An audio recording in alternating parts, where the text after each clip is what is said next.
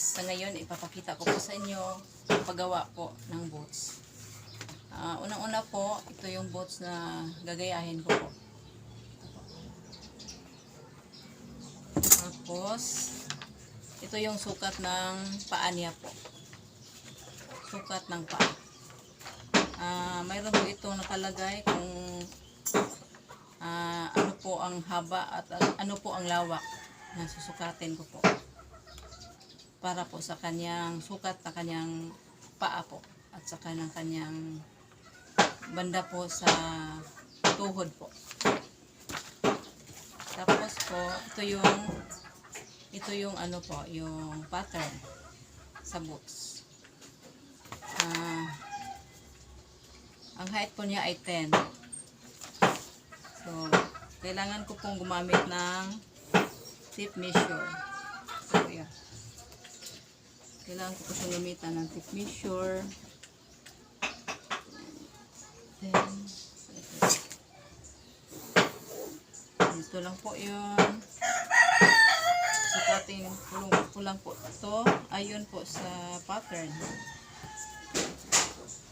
Yan po. Ayan. 10 inches po ang height po nito.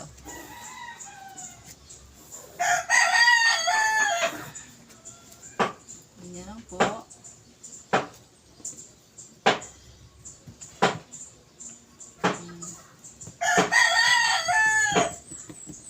Kailangan lang pong anuhin natin yung dot kasi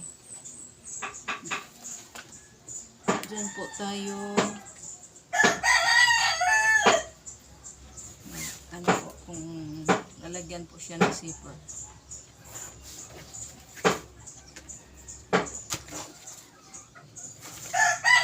10 inches na height. So ito po siya.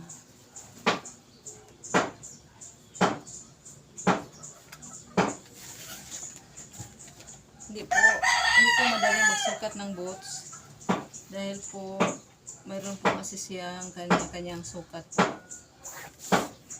Kailangan po natin muna gumamit ng tape measure.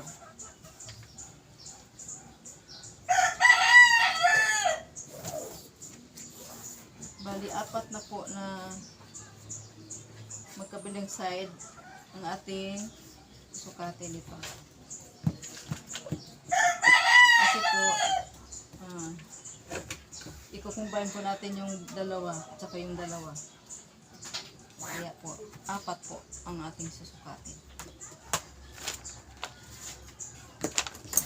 Ito lang muna po ito. Kulang pa ito ng isa.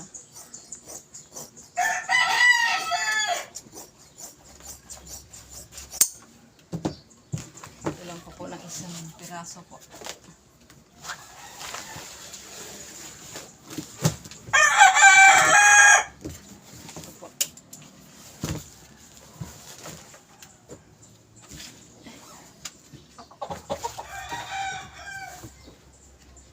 Po 10 inches na height.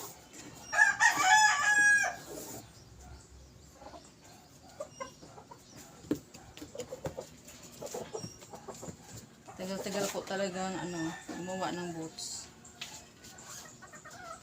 Kaya po may kamahalan po itong ganito po dahil hindi po madali siyang gawin.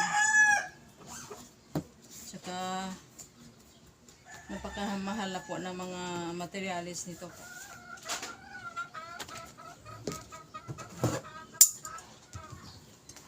Tingnan ko lang po ito.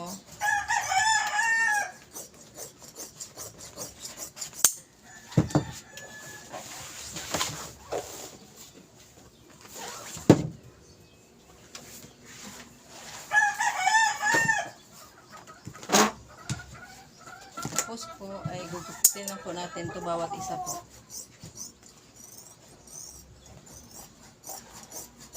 Yung bawat isa.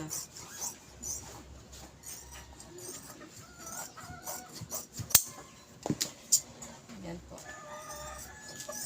Gugupit lang po ako para po malalagyan po natin siya ng zipper, yung kabila.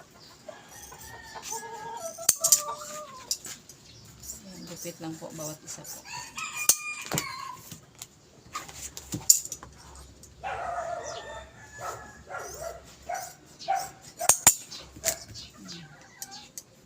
Kasi po, meron po kasi iba na nag-request po ng mahaba po. Yung hanggang ano po, hita, meron pong hanggang ano lang po, yung hanggang tuhod. Mayroon din naman po na sa bandang itaas lang po ng ankle nila po. Kaya sinusunod lang po namin yung ano request ng mga nag-order po.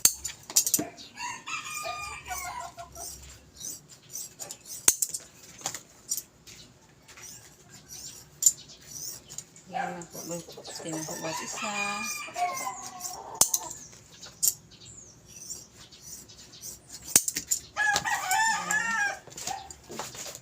Ito po isa.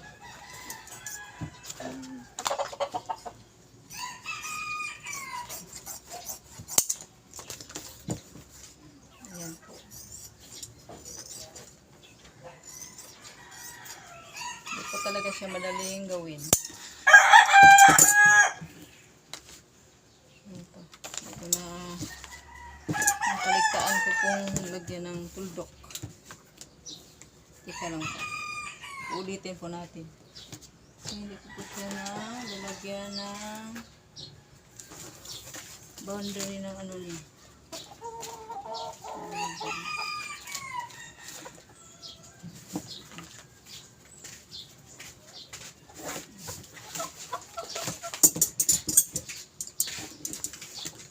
Paggupit lang po tayo ng bawat isa po.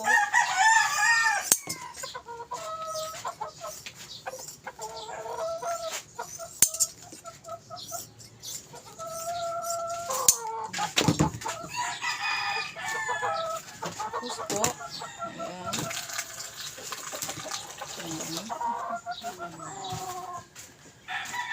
Ayan. Ito po yung side na wala pong zipper. Saka ito rin po yung side na may zipper, kaya lalagyan po natin ito ng zipper. Saka gugupitin po natin ito sa gitna. Ito na yung roller. Pamagitan po ng roller,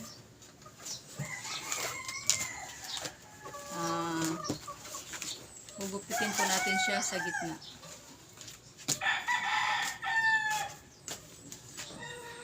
Ito lang po ha. Karton ba? Ang karton o lukot?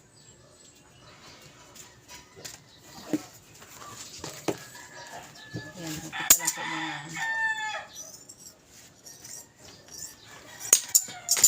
ayan. So, 10 inches. Kasi po, pag nagkakamali ka po nito ng sukat, eh baka po ibabalik po sa customer yung order nila. Kaya kailangan po talagang ano, sundin lang po yung ano hiling nila po. Ayan. So, ano po ito? 2 inches. 2 inches po. This one. Okay na. Tapos, yung kabilang side po, nalagyan ng zipper, may dot po siya sa gitna. Upang dito po natin siya gugupitin po sa gitna. Yun, may dot po. Tapos, lalagyan po natin siya ng pandikit. Ganyan lang po. Lalagyan lang po ng pandikit.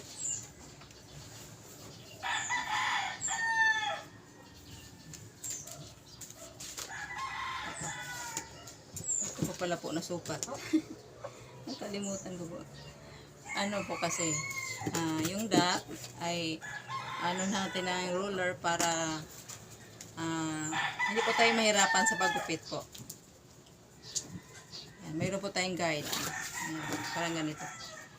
May guide na po tayo upang maggupit po natin siya ng ano, ito ng mabuti.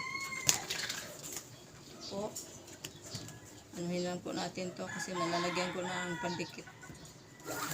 Para lang po mayroon tayong guide. Ayan.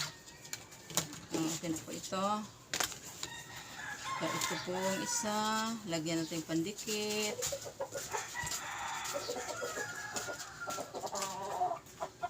Ayan po. Tapos po, ito yung zipper na gagamitin namin po. Dapat yung mahaba po para hindi po tayo mahirapan magtahi po doon sa makina po. Kasi pag maiksi po, mahirap po siya tahiin. Hindi po siya masyadong hindi po masyadong nabubuka po. Kaya ganda dapat mahaba yung zipper para sa boots. Tapos, ilalagyan natin siya ng pandikit. Ayan po, lagyan natin pandikit po. Pang magdikit po sila nung ginagawa po natin na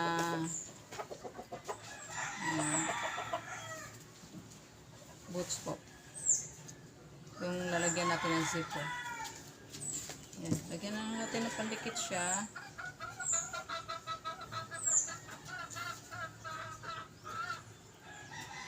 Po. Ayan.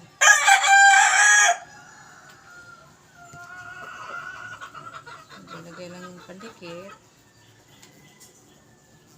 Ayan, nalagyan na po. Tapos po ay patutuyuin po muna natin ng mga ilang minuto po.